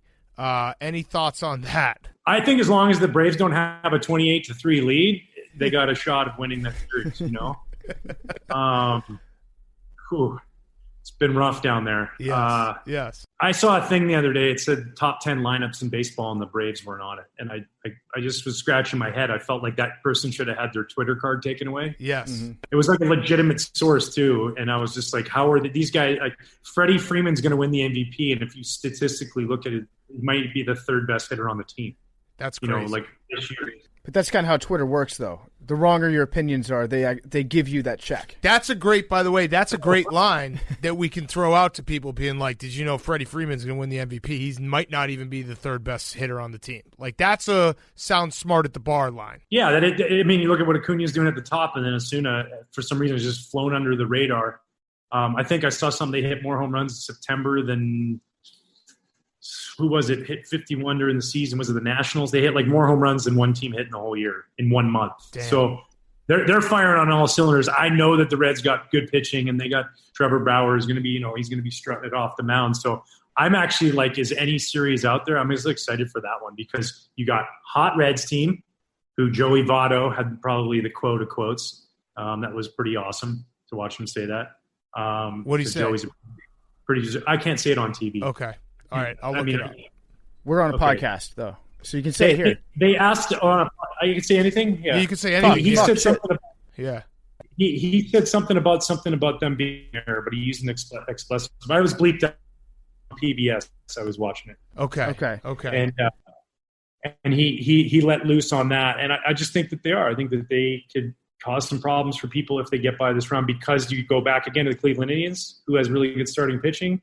The Cincinnati Reds. Right. So, quick sidebar. I don't know if you saw, but our boss Dave got into a Twitter back and forth with Amir Garrett. So I want your take on this. Amir Garrett, it showed him being like, he mouthed, "I'm a bad motherfucker," and then he threw a slider. If you say that, you got to bring the fastball, right? I mean, it's kind of standard. It's like you can't do that. It's like sitting there doing that, like. On the hardest shot in the NHL Skills Challenge, like right before that, and then flipping a quick little snapshot from the top. Right. Mm-hmm. You gotta come full Chara. You gotta go all the way back and then just let her rip. Yeah, you could say like that's just my personal opinion. But the dude also charged the entire Pittsburgh Pirates bench. True. Without hesitation. So I'm not gonna sit here and challenge that guy. He's unafraid of most situations, and he's done a heck of a job. Right. If you say I'm filthy, I'm a filthy motherfucker, then you can throw the slider, right? Yes. Yeah. Because then you're implementing both. Yeah. But if you drop like a nasty first, then you're going heater. Mm-hmm. Yeah. I always loved there's the times I would do that in spring training where you just like purposely go, hey, here it comes, and then you throw a 4-seam fastball as hard as you could right down the middle and watch the dude park it on a berm somewhere while somebody's drinking some daiquiris out there. Yeah. I did that to Soto in spring training against Randy Wynn. I go, hey, hit this. And I throw a 4-seamer, and he like takes it down the middle. And I go, you're not going to swing? And I throw another one, and he hits it like 450. And after the inning, Soto goes, dude, what are you doing? And I go, man, he's going to be looking for that pitch all year, and I'm never going to throw that. It's true. I've seen Trevor Bauer do that. He's done the I'm giving you the fastball, and then he actually throws the fastball afterwards. I respect that. Yeah. Yeah. I think Schilling did that in an all-star game, maybe to Bonds or something like that. Mm-hmm. That's fun. Find out what you got. Why not? Let's find out what you got. Mono a mono. Come on. What about in San Diego, St. Louis? If Fernando Tatis does a bat flip like he's capable of, do you think that all Cardinals fans will spontaneously just burst into flames and they'll all write letters to the editor? Like that's Aussies. You don't do that. Yeah. Yes. I think that the Padres are this unknown super force there. That's like, I don't know if this is the year. I almost liken the Padres to the 15 Cubs. I feel like they're a year away, another starting pitch. When you lose Clevenger to the bicep thing, Lamet down, those two guys. You need that stuff out there. St. Louis, man, they're St. Louis. They somehow always find a way to just be competitive. So, yeah, it'll be fun. I'll enjoy, Tatis just chucking some bats and, swinging 3-0 and, Machado in the background just shaking his head because he's worried he's going to get drilled afterwards. And, that's a fun series. Those two teams. San Diego's fun. They're fun to watch, man. Tons of fun. All right, the Cubs. I'm going to talk Cubs baseball real quick. I've been dying to do it because I need you to talk me off the ledge. You know the team very well. You know a lot of the guys. You obviously know David Ross very well. You call games. What the fuck with the offense? Like, tell me that it's going to be okay, because this feels like the same thing the last few years since they won the World Series, where the offense can just disappear, and it disappears all together and all at the same time and all at the worst time. And we saw it down the stretch. I think they had like 13 home runs. Maybe they had a couple more at the end of the month, but they can't hit consistently. Give me the, it's going to be okay talk. Yeah, I think the last series against the White Sox let you know it's going to be okay. And I thought that all started with Chris Bryant just dropping I don't give a shit. Mm-hmm. Think about that. Think about, just for a second, take that all in. There's Chris Bryant, right? America's boy, second overall pick, Golden Spikes winner, Rookie of the Year, MVP, World Series champion, doing everything right. He's the Zac Efron doing the Express model ads. I mean, this guy's handsome. He answers every question perfectly. And he just got fed up. And he's just like, I just don't give a shit. Homer. I don't give a shit. Homer. Like, he just didn't care anymore. And I just think, it set a tone, not just for him, but for everybody in that locker room really quickly. And things can change on a dime, man. Like, you can all of a sudden see it where all of a sudden it's like they know they're good. And then all of a sudden it just it was an adrenaline shot. And they played against a team that was trying to win the division. So it wasn't like some team that was out of it. They were hitting plus velocity, no matter how hard guys were throwing. They're just hitting taters. And Wilson's chucking bats to the moon, and it just gave edge. And I love the fact that it gave edge. When you have a bunch of guys who just kind of become known as, they just go about their business. They're great teammates. They're great people in the city. Everybody loves them. It just had a little bit of edge. It's almost like, Rossi always played with edge. It's and then he had their back, and then everybody had their back. And, I think they're dangerous. They got great starting pitching. They got a really, really underrated bullpen because nobody knows about them. And if those guys start swinging the bat like they just did in this last weekend and continue that, people are in trouble, man, because when you got pedigree that have done what they've done, if that matches up, man, they're people are in big trouble. Yeah, their bullpen has kind of fixed itself, which is nice because it was bad at the beginning of the year. I agree with you on the Chris Bryant thing. I actually tweeted the minute I saw it. I was like, I'm all the way back in, because if Chris Bryant is swearing, it takes a lot for that guy to swear. What do you think, though, about the magical chains? So the story goes that I think they're Mike Napoli's chains. He gave them to Rizzo. Rizzo gave them to Chris Bryant, was like, trust me, these chains, this jewelry has power, and he hit a grand slam with them on. Do you buy into that, those type of superstitions when it comes to baseball? Yes. Okay, good answer. I believe you can will things to happen. I believe you can tell your teammates things to happen. Just like it can go the other way where you start to doubt yourself, when you start to believe in yourself, I know it's like the Tony Robbins thing, right? Like, if you believe it, you can achieve it. Or it was a bumper sticker. I'm not really sure where I saw that. But the fact is that when you have guys that are in your corner and they tell you that, it's like the old, hey, use my bat. It's got homers in it. Oh, it's got a homer in it? I'm going to hit a homer. Right. It's like, that steamrolls, man. When you're around that, it just steamrolls. I watched it in 2016, being around those guys when they did that. I witnessed it firsthand in 2013 with the Red Sox when we did it. We talked that World Series into existence. We fueled off the fans in Boston and the city that was reeling from what they were overcoming and the bombing. And we just said, yeah, nobody's going to beat us. We're rolling into the hotel in Baltimore at 3:30 in the morning, and Pedroia is yelling at Buck Showalter, like, good try, Showalter. It's not going to work with the night game, day game tomorrow. You can't get us. Like it just, when you exude that within your tight group, yeah. So when Tony Two Chains is handing his 2 chains over to Rid or over to KB, and he's saying, hey, just trust me on this. What, you tell me KB's not going to trust Anthony Rizzo? That's his guy, automatically gives a positive thought in your head. And the more you get those positive thoughts, the more good things happen. Then you reinforce it with a tater that like lands on the Edens. Come on, man. Mm-hmm. Like it's good stuff. It's really, really good stuff. And then what you do is you give them to somebody else and you share the wealth. Somebody else needs it for a second here. Here, you go deep. You wear the chains. Your turn. I would love for them to just pass it off hitter to hitter and just be like in mid-game. Right at home plate, as you come across Yes. home plate, just take it off and put it on the other guy. Yes. Yeah, and then once a guy strikes out on it, that guy has to wear it until he hits a home run. Now it's back in good luck. Yes. Yeah, Yes. you never hand it off on a bad streak. It reminds me of that one postseason that the fighting necklaces all showed up all at once, Yeah. and that worked. That worked. Players that wore those necklaces for some reason were all over my TV in the championship and in the World Series. Were you around when those first came out? Remember the I was the ropes? around, yeah. Were you like, what the Yeah, hell? the rope. How come everyone got these at the same time? Yeah, and then we didn't get them at first because I was playing with the Marlins. Like we got everything like we were like the minor league team, like the big league teams like filed all that in a box, and we got it the following year. We were wearing puka shells instead because of Millar. He's like, here, wear these. They're just like the fight necklaces. Only they weigh way more and they cut your neck every pitch you throw. But hey, I threw a shutout with one of them on, so it was good. There you go. So I feel better about the Cubs after what you just said. I were you surprised at all that Hendricks is pitching game one and not you, Darvish? No, I think that given Kyle's track record, I know Hughes, in my opinion, should be the Cy Young Award winner this year. And he's pitched great. Kyle's pitched just a tick below that. I mean, the guy threw a shutout on opening day. He pitched strong all the way through every time they needed him. He's pitched in Game 7 of the World Series, started that. I love Kyle Schwarber's line today. He said he's probably not going to smile, probably won't frown either. He just is steady Eddie, man. It's like the epitome of keeping your heart rate where you need to be. So, and need be, you have you right behind him. And David Ross is lucky, man. He's got 2 aces, and those guys are really, really good. Yeah, I mean, I love Kyle Hendricks. I'm gonna try to do a prop bet on our sports book about Kyle Hendricks because I don't know how many times he's done it, but it feels like every time he goes out there, he'll be like 8 innings, 95 pitches, and you're like, how the fuck is he doing this? And he's incredible. All right, so I had a couple last Cubs questions.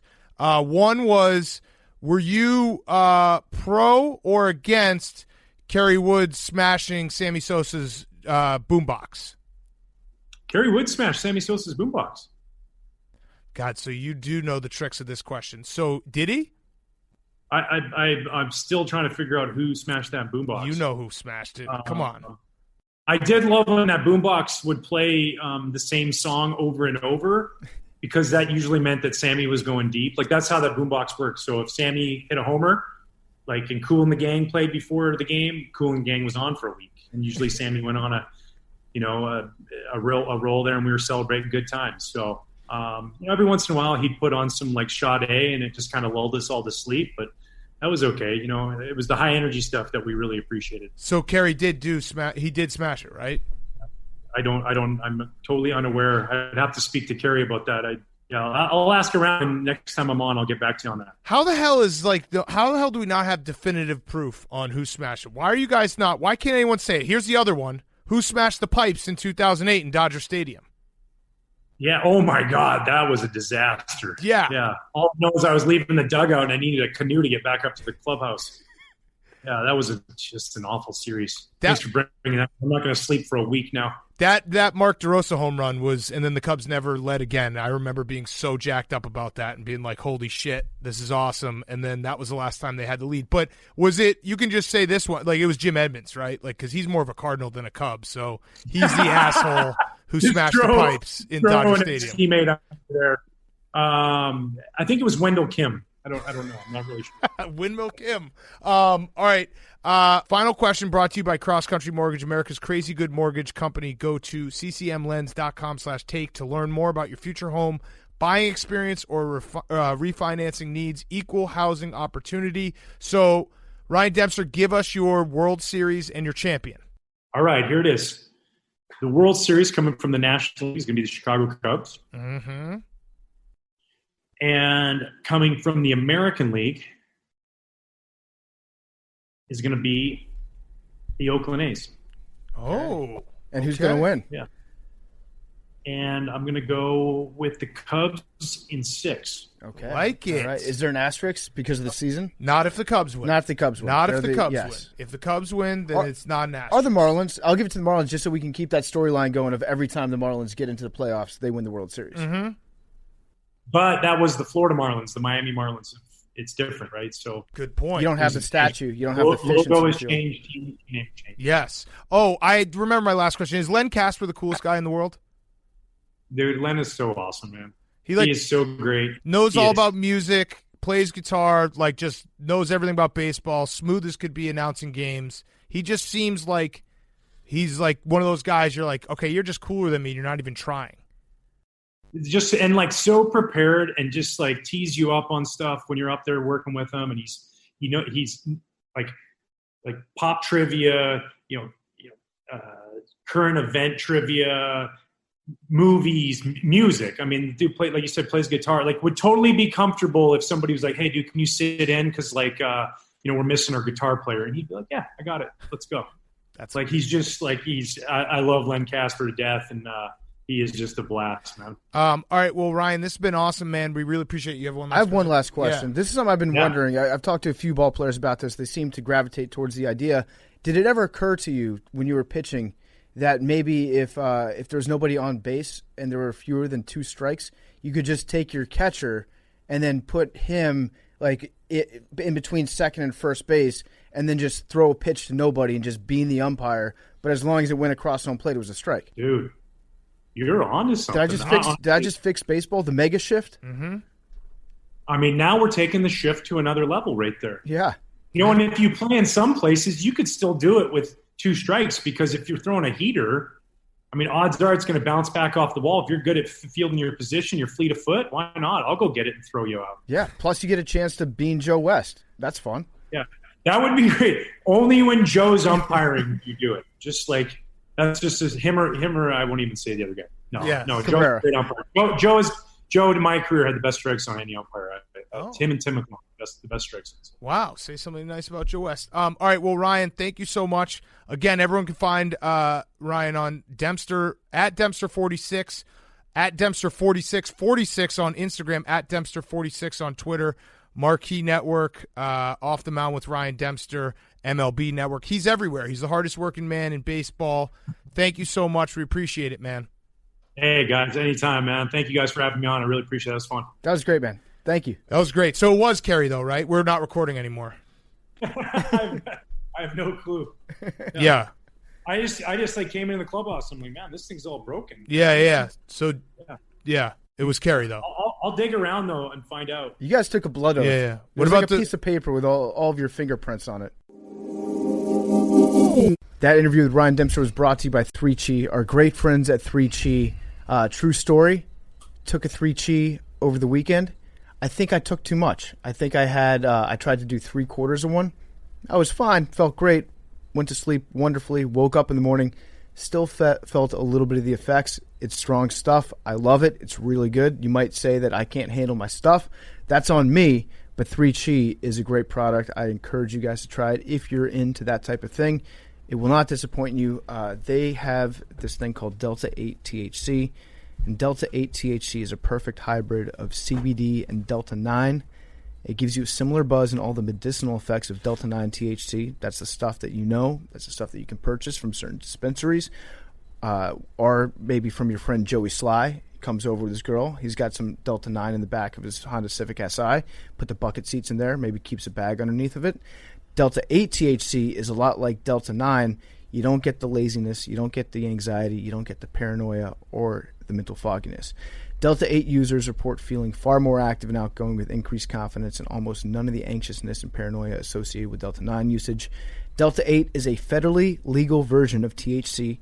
It's a perfect substitute for anyone that uses Delta 9 that wants that same great feeling without the negative side effects, and 3Chi is your one-stop shop for everything related to Delta 8.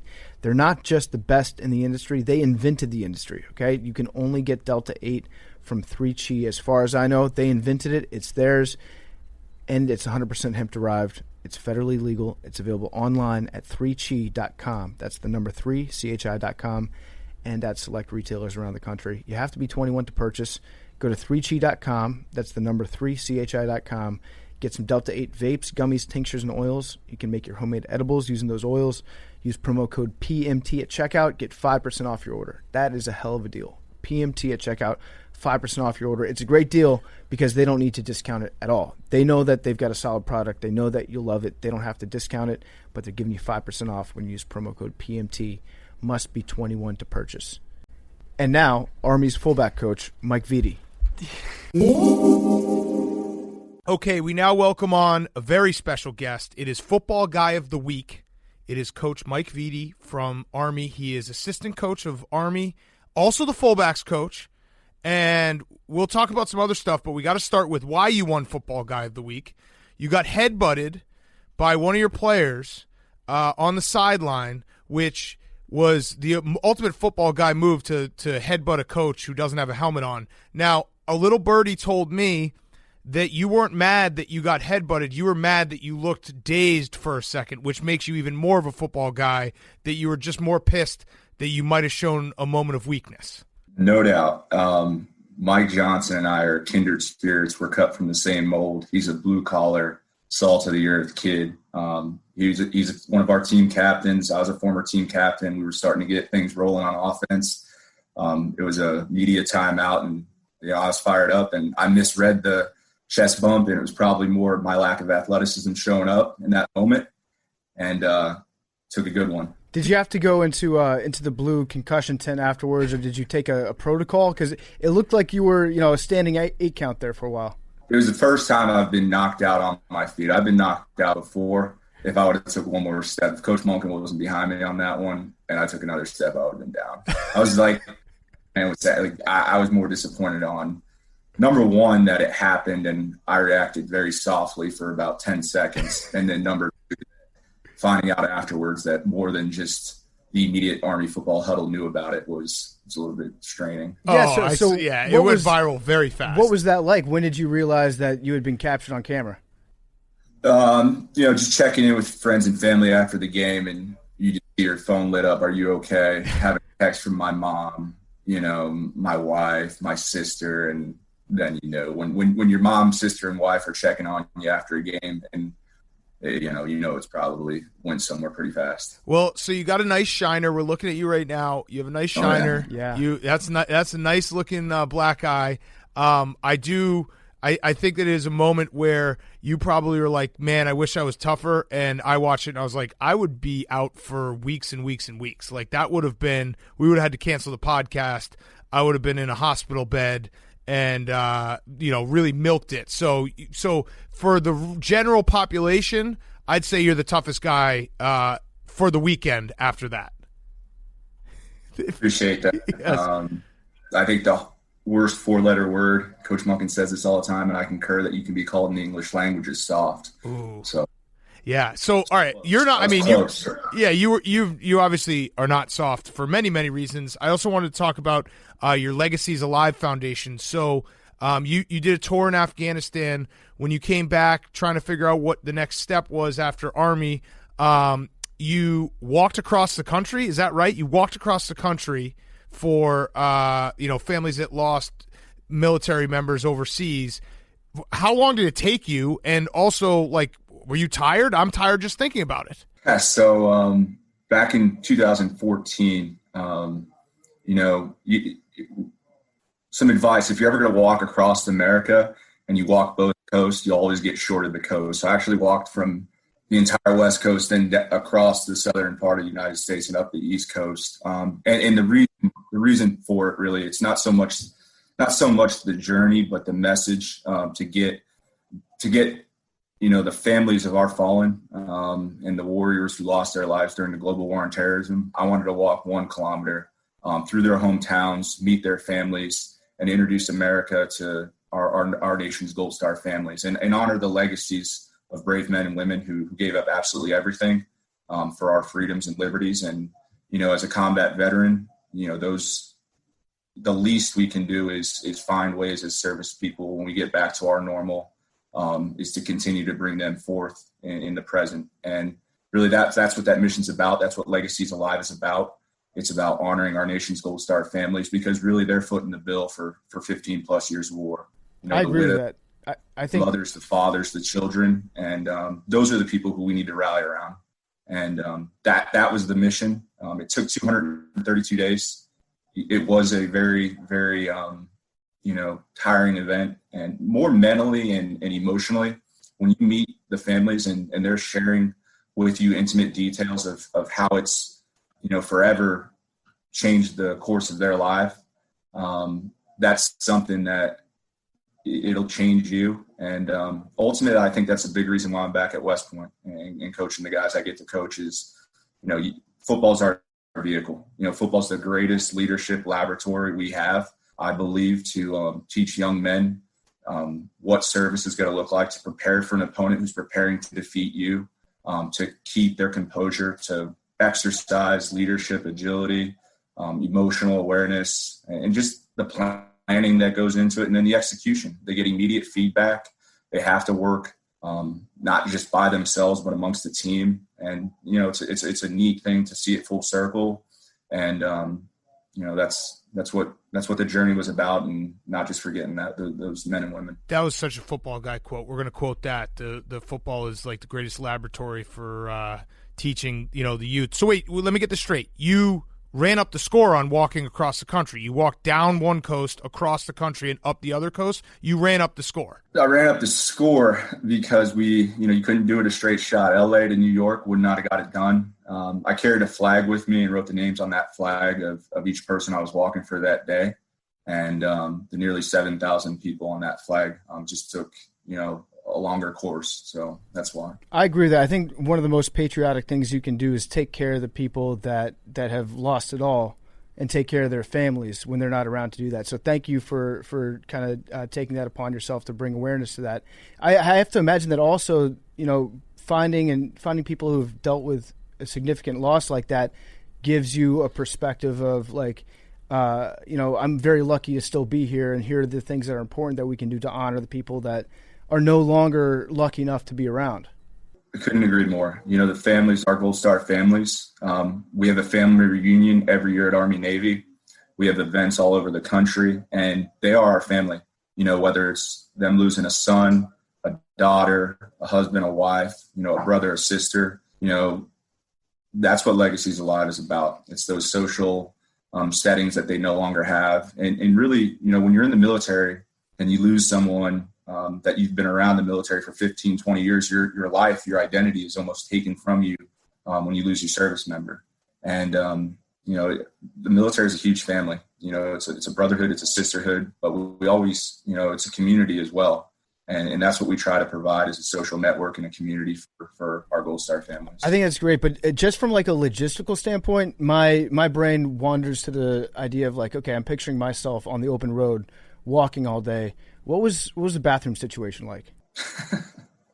The side of the road, behind a tree, anywhere you can find it. There's not a lot of rest stops or anything like that in the American Southwest, and no big deal.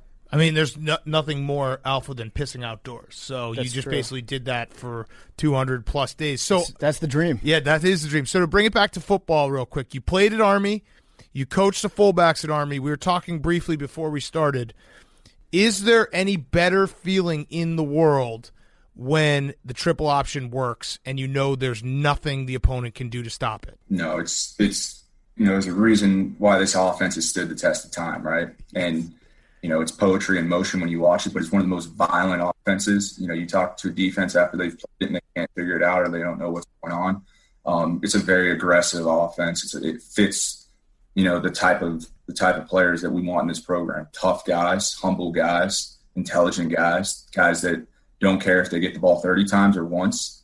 And, that's what it's about. I don't think there's a greater offense on the face of the planet. And you can see it kind of coming back, watch what the Ravens are doing. Yeah. There's a scheme in it, and it's just coming from the gun, and it looks a little bit more sexier, and it's just window dressing. So, but when it comes down to it, it's controlling the line of scrimmage.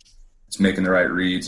It's working in harmony. It's working as a team, and that's why I love it. Have you ever has a coach ever thought about putting in like an air raid package and fucking up the opponent? Because I've always thought that Army, you spend so much energy getting ready for the triple option if you guys came out, went 5 wide, and was like, yeah, we're just not running the triple option today? Has that crossed his mind? I think our fan base would revolt. Yeah, probably. That's not a fan base that you want to entice to revolt either. No doubt. So I think it's a culture thing too. I mean, it's a scheme. The scheme's got to fit the school, the culture of the school, and what how you win. I think there's a formula at every school, and there's nothing wrong with what we got and how we do it. And I don't think we'd ever change it or experiment with anything else. When you guys call pass play, is there a part of you that just kind of like cringes up real quick, and you're like, no, what we should run the ball here? Come on. No doubt. You throw the ball, right? 3 things can happen, and 2 of them are bad. Yep. An incomplete pass, an interception, or so why? It's that simple. It is. It is. Do you think that you have the most masculine job title in America, fullbacks coach at Army? Yeah, I coach America's backs. I mean, I call them the stable of war horses, and absolutely show me otherwise. I mean, these guys are, broad shoulder, square jaw, clenched fist guys who are getting after it, playing FBS level football for 4 years, and then they're going to go fight and win our nation's wars. Yeah. We've got we do an annual award here called the Lowman Trophy, and Slocum was on the short list last year. So we look across the country, we try to identify the best fullbacks in college football. Do you have any that you think that maybe we should be keeping our eyes on? That's probably a bad phrase. You just obviously, got a helmet to your orbital bone. But like, who are you looking at when you think of the nation's top fullbacks right now? All 4 of ours. We don't have just most guys, they look at the fullback position. It's a unit for us. We rotate 4 guys. The first 12 plays of our game on Saturday, we played 5 fullbacks. It's not just, we got Santa McCoy, we got Cade Bernard, we got Anthony Atkins, Jacoby Buchanan. All 4 of those guys are going to get carries, play with it's just what it is. It's a unit in our program. It's a unit. We don't call it a position group. It's a unit. And, you look back all the way to 16 when we really started creating a unit. We're better when we're playing 3 or 4 of those guys, and each of those guys have a different skill set, and we pride ourselves on it. It was Slomka last year. Slomka, Connor Slomka. Yeah. So I had one last question. We are with our football guy of the week, Coach Viti from Army. So obviously Army Navy. We've been to a few of the games the last few years. It is a bucket list game if you're a sports fan listening right now. It is such an experience. You just have to try to get to it at one point in your life. But I know there is bad blood between Army and Navy now. Do you guys, though, like in the back of your head, do you root for Navy when they're not playing Army? Or is it just always we want Navy to lose? That's a good question, though, because they're military, then Navy's playing BYU. Do you root for Navy? I respect the fact that Navy does much of the same things we do after. For those 4 years, it's a different story. Okay. Right? Okay. There's guys that have served in the Marines, guys who have walked the walk and done the damn thing. And those are some of the finest men and women could ever tell you about. Guys that I just have ultra respect for. These 4 years, though, we're never on the same team. Okay. Right? It's just that simple. And we're competing for the same thing. And, I think there's a mutual understanding.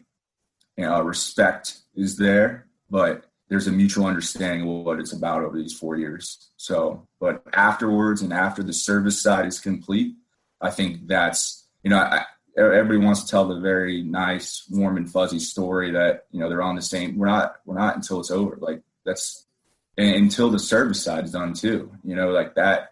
That to me, after you play Army football, after you serve your country, that's when you become an Army West Point football player. Until then, you know what I mean? You're standing on the shoulders of giants, right? So I think after that walk is complete, metaphorically, for each of those schools through 4 years of playing Division I football at a Tier 1 institution, until your service side is done, then you can look each other in the eye and kind of, bow your head and have a mutual understanding. But not yet. Okay, that's a perfect answer. What about Air Force? I feel like Air Force gets left out of this conversation a lot. Do you just kind of... You should. I love it. I mean, let's call it what it is. Yeah, I love it. I love it. Oh, man. Well, Coach Viti, thank you so much. We appreciate it. You are Football Guy of the Week. We do an end of the year award.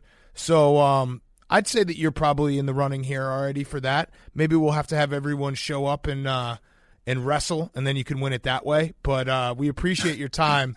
And, I mean, again, the fact that you took a helmet to the face and you're like, the worst part about it was that you showed 10 seconds of weakness.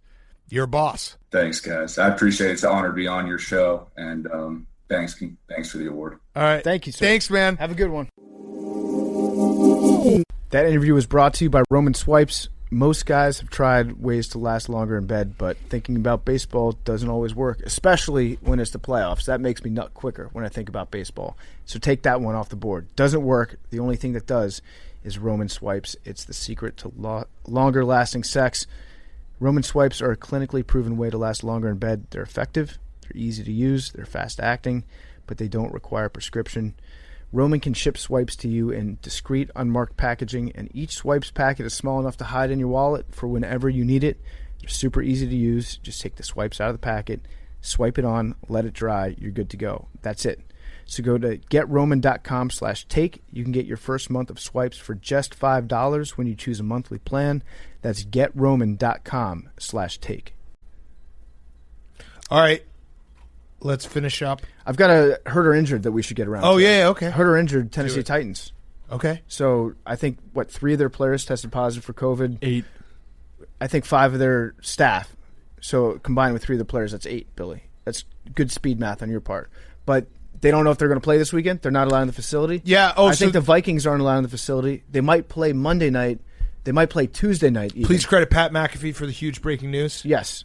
That he said that he knew before everyone but didn't say anything. Mm-hmm. So credit him. That was him. Yep. But yeah, we knew this was going to happen, right? Yes. I was saying. At some point, if you don't have a bubble, it's going to happen. Well, I was saying, and tell me what you think about this. I guarantee that there has been a NFL player that has played a game this year with coronavirus. And it might be on the Titans. Right. But I think the NFL's plan was, let's just keep it all like hush-hush until a team has a lot. Unless there's an outbreak? Right, Yeah. because to go 3 weeks with 0 positive tests, that's insane. And I'm not a testing expert, but I'm pretty sure that you can test the day of a game, and you can then contract the disease, or you can start becoming contagious for it later on that day, right, after you've tested negative for it. So it was going to happen at some point.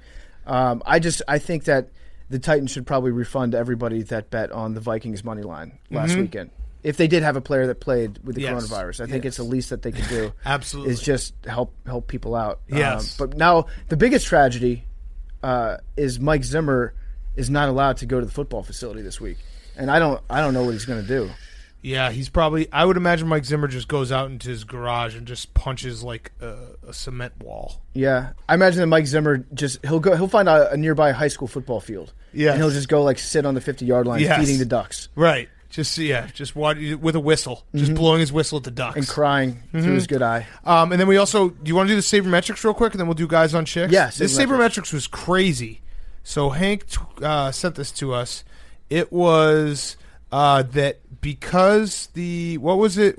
Tell it to us, Hank. I'm pulling it up, but it won't pull up. Rondo and Jared Dudley were Shaq's teammates, so that basically ensures that. So was LeBron. Mm-hmm. So that's was what LeBron. I thought that we were talking about was LeBron. Well, I guess him too. It basically ensures that Shaq has had a teammate that's played in the NBA Finals dating back 38 years. Yeah, and 1984. Since Udonis Haslem is never going to retire, that's going to extend for another 10 years. That's crazy. So 1984. So Shaq, we'd have to go through all the rosters and see who's going to carry this on. I guess LeBron. LeBron for right now. He's the Kevin Bacon of NBA Finals. He's connected in some way to everybody. Mm-hmm. LeBron would be one. I think it's LeBron and Udonis. Yeah. Who did it last year for him? That's a question. Ooh, last year. I don't know. I'd like to see a list. Someone give me a list. All right, we'll figure that out. We'll get more stats. Does it count the national team? I don't think so. Iggy? Maybe. I'll think about that. I wish we had a stats guy or something. Hey guys, just watching baseball. Hi guys, I'm dating a Hey, she said guys in the first 4 words. Hi, guys. A guy I'm dating mentioned having children and getting married on our second date. I was a little weirded out, but ultimately let it go, thinking he just wants to get married and have kids someday and wants that to be clear. Well, now that it's been a week and he's constantly talking about our children and marriage, I really like him, but this is freaking me out. I would rather have a demon snatch a fetus from my womb than have a child in the next few years. Is this something guys sometimes do because they think a girl wants to hear about marriage and kids? Or should I be concerned this man is going to poke a hole in the condom? Help, what should I do? You should tell him that you're really into babies too, but you want a guy. You want to have it like that movie with Arnold Schwarzenegger Jr. Yes. That you want the man to take a big responsibility, so you want him to get pregnant. I like that. So what'd he say right away? He was like, I want to get married. Second date. That's kind of a baller move. Heart wants what the heart wants. Let it happen. Or you can just be like, well, that sucks because I'm just really into blowjobs and nothing else. Right. And then see what he says to that. That works too. That's a great way to drive a guy away. Maybe Jonas Jerebko? I was thinking C.J. Miles. Danny Green. There we go. Danny Green. Hey, Big Cat and PFT. We were with the first guys on chick question was I was not listening whatsoever. I was trying to fucking find this Shaq teammate. Serious question that chicks need an answer to. Why won't my boyfriend let me touch his gooch? It's very ticklish. You can't touch the gooch. It's a no-fly zone. It's also probably smells bad. It's also a My slippery gooch smells slope. very bad. Yeah, you never know what's Yeah. down there either. Right. You're You've just- been saving stuff. You're an inch away from a dark place. Mm-hmm. Death Valley. Dancing on the fault line. It's football season. The gooches are no-fly zone during football season. Sup, boys, especially Bubby in belly football. I've recently gotten an IUD and started letting my boyfriend finish inside me. Last night when Hot. he did, That's so hot. he saw I thought she was talking about like a roadside bomb for a second. last night. Now I get okay. C4. Last night when he did, Cream he softly pie. blurted out, filling up the gas tank, $1.99 a gallon. Was this weird, or should I laughed it off? Thanks, Bubby. That's fucking It's funny. It's funny. It's like calling That's an funny. audible when you switch positions. That is fucking funny. Listen, if you can't laugh in bed, then I'm straight out of luck because I'm not going to make you scream. That's fucking funny. All right, this is maybe the most important guys on chicks ever. Sup, boys, especially Big Cat Daddy. As a girl in her early to mid-20s, I have a curiosity I can't shake. Is Billy football bangable? Yes. Or would I want to punch him in the face? Both. Or maybe both at the same time? Yes. I think both. Thanks in advance for your advice. Sincerely, I just got to know. I think probably both. Billy's for sure bangable. I don't like being objectified. Well, Billy, like guy to guy, Billy, like I'd bang you. Dude, I think Jake's pretty bangable. I don't know about No, dating. don't switch this Don't off. defer this, Billy. I think that you'd want to bang Jake was Billy. the Yeah, you want to marry Jake. You'd want, yeah. You definitely want to marry Jake, bang Billy, kill Bubba. That's easy. Jake is the one that you Jake you spend the rest of your life with. Billy, you just anal. You anal Billy. Just peg him. You Billy's just want to yeah. anal Billy. Dude, oh man, this KY jelly football. You want to experience things in the bed with You know Billy what? that you've You know never what? thought you could experience. you know what? I put up a lot. He's on a this rebound podcast. guy. Yeah. I'm not a This You're a is big time rebound guy. what does that even mean? That's good, dude. Yeah. You're like, yeah, you see Billy at the bar and you're like, I got to get over my, that guy's above 6'2". tall, Yeah. Ben Wallace. Got a shitload I of look good in rebounds. shorts. Yeah.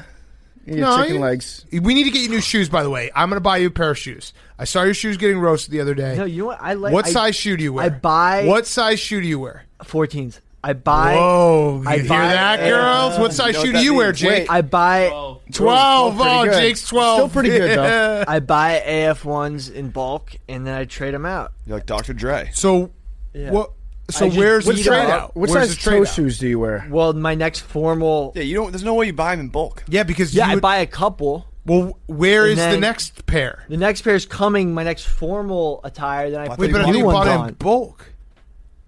Well, I put the new one. I haven't worn through these yet. So Yeah, Yes, I'd you say that you have. have. Yeah.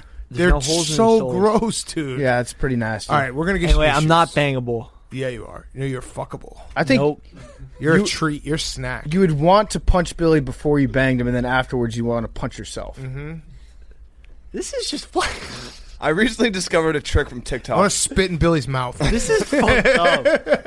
I recently discovered a trick from TikTok regarding fart bombing. So when a girl is new to seeing or dating a guy, they naturally are embarrassed to fart or poop around them. Sometimes when girls are peeing mid-flow, a fart just sneaks out and could potentially be loud, aka a fart bomb. TikTok has taught me fold some paper and stick it in your butthole to prevent that. Would you guys be turned off if you overheard a girl fart bomb into the toilet when you first started talking to her? I think. Thanks with love, boys. I think the alternative, like seeing a girl crumple up a piece of paper and jam it into her ass while she's peeing, is less sexy than hearing her fart. Mm-hmm. Fart bomb? That's just funny. You're just talking about farting while you pee. Yeah. Sounds like Jeff Van Gundy. Hi, Cake and Company. My boyfriend is a hardcore AWL and Blake Koepka stan. Recently, when we were watching the U.S. Open together, I briefly mentioned how strong he is, saying, "Wait, I think I copy pasted this wrong." Recently, watching the U.S. Open together, I briefly mentioned how strong he was, and he got mad, saying anyone can look like that. Is he insecure of himself, or is this a justified response? Thanks. I wouldn't say It's insecure. True. Anyone can look anyone like that. can, but like no one has. Well, no, not anyone. There are certain people that just would never in a million years look like. Wait, I think I know. Beautiful as I think I know Brooks. what happened. This was during the U.S. Open. You say? Yeah. She accidentally said that about Bryson. Blake wasn't in the U.S. Open. She probably looked at Bryson, thought he was True. strong, and then he rightfully said that anyone can look like creatine. that. Ever heard of it? If they just take steroids and drink 9 protein shakes it just a day. bloats you. Right. And just go swimming in salt all day long and get stung by 40 bees that you then complain to a rules official about. The poor Twins. They just are so sad. They were like, they're such a sad franchise. Like, it was 1-1. It was 1-0. Thought they were going to beat the Astros. Didn't they used to have pinstripes? And they've just completely imploded in this 9th inning. Am I making that up? Did not the Kirby Jack Puckett- McDowell, yeah, Kirby Kirby Billy Puckett, Haywood in Kent the Herbeck? behind home plate right now from Who? Little Big League. Billy Oh, Haywood. yeah, I see They him. had pinstripes in that movie. They're just such a sad. It's just sad. I actually thought that Little Big League could happen to me one day when I saw it. Even though my parents didn't own a professional sports team. that and Rookie of the Year. Rookie of the Year could happen. Bumgarner. Yeah, that it still could That's- happen. You just break your arm in the right place. All right, last one. This is a follow-up from last week. My boyfriend and I took PFT's advice from last week's show and started gambling together on the same game, so we were never against each other. Because I was so hot, we went with all my picks, but unfortunately I had a tough weekend, and now my boyfriend is mad at me because he said I'm making him lose on purpose. Can you explain it's not my fault? For reference, I had Falcons -3 in the over in the Chiefs game. How do I make him not mad at me? Those were the right bets. Give him a winner. Tell him that they were the right bets because they were. The Chiefs over should have hit. And by the way, I went back. I looked at the tape of the field goal to end the first half. That ball was in. The ball went over the upright. They didn't show you the from below angle. If the ball goes over the upright, I thought it that counts. too. I thought that too. It counts. It's bullshit. I was That is surprised. bullshit. That I was overhit. surprised more people weren't like saying that in real time. They showed the replay and they showed him reacting, and I was like, Yeah, that looked like it was good. What happened was Butker said it was good. He put his hands up, and then the ref on the field is like, I'm not going to get shown up by a kicker. By a kicker. I'm a ref. This is the only person that I can compete with in terms of how cool I am. So he was like, no. It's like when you run to first base on ball 4, the umpire is always going to call a strike on that. You don't want to show him up. That's what happened. Yep. It's bullshit. That is bullshit. Fuck that. Count it as a win. Tell him I said that. Count it as a win. All right, that's our show. Want to do a number real quick before we go? Love you guys. Billy, you got a stat? Billy, did you hear our Billy impression? Yeah, I did. That was funny. I listened to the show. That was All Dogs You Go know to what? Heaven. Anyway, pumas, mountain lions, and cougars are all different names for the same big cat. That's fascinating. So a puma is also a cougar, Yeah. and a puma is a mountain lion. Puma Swede. Shout out Puma Swede. Yeah, big time Still shout. out She's there doing it. definitely a cougar And a Puma. and a mountain lion. All right, what do you got? Numbers? I'm going 8. 23. 85. 17. 23. I can't not say. I can't. I'm so rattled to not say 17. What is it? 90. 90. It's a trash number. Trash number. All right. Oh, wait, what the? You didn't put all the numbers? No, we didn't put them all back in, yeah.